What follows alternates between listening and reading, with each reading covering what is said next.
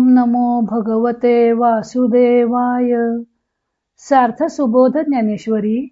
लेखन व वाचन सौ मनीषा भास्कर अभ्यंकर, महाराष्ट्र, मिरज 416410. अध्याय 18. मोक्ष संन्यास योग. संजयकृत कृष्णार्जुनांच्या ऐक्याचं वर्णन.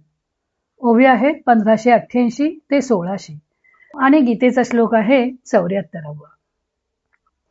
श्री कृष्णार्जुनांचा संवाद ऐकून आपल्याला किती आनंद झाला ते संजयाने धृतराष्ट्राला सांगितले. नंतर त्याने श्री कृष्णार्जुनांचे ऐक्य कसे होते त्याचे वर्णन केले आहे. श्लोक 74. संजय उवाच इत्यहं वासुदेवस्य पार्थस्य च महात्मनः संवादम इममश्रौषम अद्भुतम रोमहर्षणम. संजय म्हणाला, महात्मा अर्जुन व वासुदेव यांचा हा अद्भुत व रोमहर्षण म्हणजे शरीरावर रोमांच उभे राहतील इतका हर्ष देणारा संवाद मी ऐकला. मग म्हणे पै कुरु राजा, ऐसा बंधू पुत्र तो तुझा, बोलिला ते अधोक्षजा गोड झाली. मग संजय धृतराष्ट्राला म्हणाला की याप्रमाणे तुझ्या भावाचा मुलगा अर्जुन बोलला ते श्रीकृष्णाला गोड वाटले. अगा पूर्वापर सागर, यया नामासीची सिनार, येर आघवे ते नीर येक जैसे. अहो महाराज, पूर्व समुद्र व पश्चिम समुद्र या नावाचाच काय तो वेगळेपणा आहे, बाकी सर्व पाणी जसे एकच आहे. तैसा श्रीकृष्ण पार्थ ऐसे, हे अंगाची पासी दिसे, मग संवादी जी नसे काहीची भेदू. त्याप्रमाणे श्रीकृष्ण व अर्जुन हे म्हणजे असा भेद त्यांच्या देहासंबंधाने दिसतो. मग महाराज, संवादाच्या ठिकाणी त्यांच्यात काहीच भेद राहत नाही. पै दर्पणाहुनी चोखे, दोन्ही होती सन्मुखे, तरी येरी येर देखे आपण पे जैसे. आरशापेक्षा स्वच्छ असे दोन पदार्थ जर एकमेकांसमोर आले तर एकमेक जसे एकमेकात आपण आपल्याला पाहतात, तैसा देवेसी पंडुसुतू, आपण पे देवी देखतू, पांडवेसी देखे अनंतू, आपण पे पार्थी. त्याप्रमाणे देवासह अर्जुन आपल्याला देवाच्या ठिकाणी पाहत होता व श्रीकृष्ण आपल्याला अर्जुनासह अर्जुनाच्या ठिकाणी पाहत होता. देव देवो भक्ता लागी, जिये विवरुनी देखे अंगी, येरू तियेचेही भागी दोन्ही देखे. श्रीकृष्ण ज्या ब्रह्मस्वरूपात देव व भक्तांकरता अवकाश पाहत होते, अर्जुनही त्याच ब्रह्मस्वरूपात आपल्याला व देवाला अशा दोघांना अवकाश पाहत होता. आणि काहीच नाही म्हणून करीती काही, दोघे एकपण पाही नांदताती. आणखी त्या दोघांशिवाय काहीच नाही म्हणून काय करतील, दोघे एकपणाने नांदत आहेत पहा. आता भेदू जरी मोडे, तरी प्रश्नोत्तर का घडे, ना भेदूची तरी जोडे संवाद सुख का. आता भेद जर नाहीसा झाला तर प्रश्नोत्तर कसे घडेल, अथवा भेदभाव जर नाही तर संवाद सुख कसे प्राप्त होईल. ऐसे बोलता दुजेपणे, संवादी द्वैत गिळणे, ते ऐकिले बोलणे दोघांचे मिया. असे द्वैतपणे बोलत असता संवादाने द्वैताचा ग्रास करणारे असेच हे दोघांचे बोलणे ते मी ऐकले, असे संजय म्हणाला. कुटुनी दोन्ही आरसे, वोडविली या सरीसे, कोण कोणा पाहत असे कल्पावे पा. दोन आरसे स्वच्छ करून एकमेकांपुढे ठेवले असता कोणता आरसा कोणत्या आरशाला पाहतो म्हणून कल्पना करावी. का दीपा सन्मुखू, ठेविलिया दीपकू, कोण कोणा अर्थिकू कोण जाणे. अथवा एका दिव्यासमोर दुसरा दिवा ठेवला असता कोणाचा कोणाला उपयोग आहे हे कोणी जाणावे.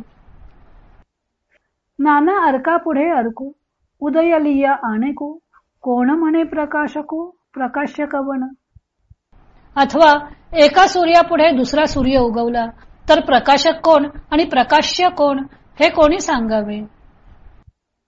हे निर्धारू जाता पुढे, निर्धारासी ठक पडे, ते दोघे झाले एवढे संवादे सरीसे. याचा पक्का निश्चय करावयास गेलो तर निश्चय कुंठित होतो. ते दोघे कृष्णार्जुन संवादाने इतके सारखे झाले. श्रीकृष्णार्जुनांच्या संवादाची समाप्ती झाल्यानंतर आता संजय गीता संवादाचा उपसंहार 5 श्लोकात करत आहे. श्लोकात संजय सांगत आहे की श्रीकृष्ण व महात्मा अर्जुन यांचा रोमहर्षक संवाद मी ऐकला. त्यांचा संवाद ऐकून त्याच्या अंगावर आनंदाने रोमांच उभे राहिले आहेत. त्याला माहित आहे की आपण जे आनंदातिरेकाने वर्णन करत आहोत त्या धृतराष्ट्राला अजिबात रस नाही. तो फक्त आपल्या पुत्रांच्या विजयाची बातमी ऐकण्यास उत्सुक आहे. त्यामुळे एका अर्थी हा त्याने स्वतःशीच केलेला संवाद आहे असं म्हणायला हरकत नाही. नष्टो मोह हे अर्जुनाचं वचन ऐकून श्रीकृष्णांना कसा आनंद झाला त्याचे वर्णन करता करता संजय स्वतःला सुद्धा कसा आनंद झाला, आपले भाग्य किती थोर आहे याचे वर्णन करू लागला. पुन्हा मूळ संवादाशी आपली टीका जोडून घेताना ज्ञानदेवांचा संजय धृतराष्ट्राला पुन्हा मूळ अर्जुनाच्या मनस्थितीकडे आणतो. धृतराष्ट्राला सांगतो की अर्जुन जे नष्टो मोह म्हणाला ते ऐकून श्रीकृष्णांना आनंद झाला. वास्तविक श्रीकृष्ण व अर्जुन हे 2 नाहीत, एकरूपच आहेत. ज्ञानदेवाने समुद्राची उपमा दिली आहे. पूर्व समुद्र व पश्चिम समुद्र यात भेद असेल तर तो नावाचाच आहे. पाण्याच्या दृष्टीने तर त्यात काहीच भेद नाही. त्याप्रमाणे 2 देहाने वावरतात म्हणून श्रीकृष्ण व अर्जुन 2 वाटतात, पण ते एकरूपच आहेत. ज्ञानदेवांनी आणखी एक मनोज्ञ कल्पना केली आहे की आरशापेक्षाही स्वच्छ अशा 2 वस्तू एकमेकांसमोर आल्या तर दोन्ही वस्तूंना आपले प्रतिबिंब दिसेल.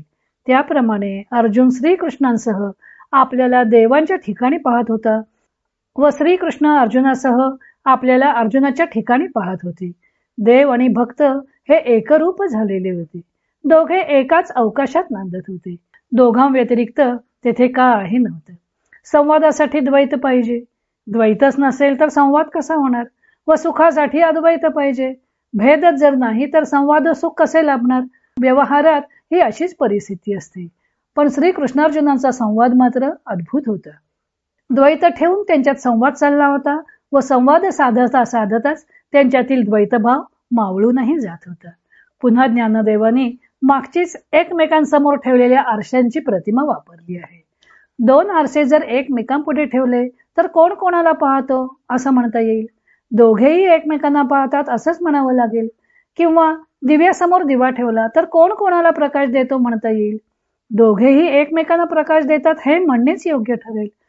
किंवा एका सूर्यापुढे दुसरा सूर्य आला तर प्रकाश्य आणि प्रकाशक कोणाला म्हणावं? दोघेही प्रकाशकही आहेत आणि दोघेही प्रकाश्यही आहेत.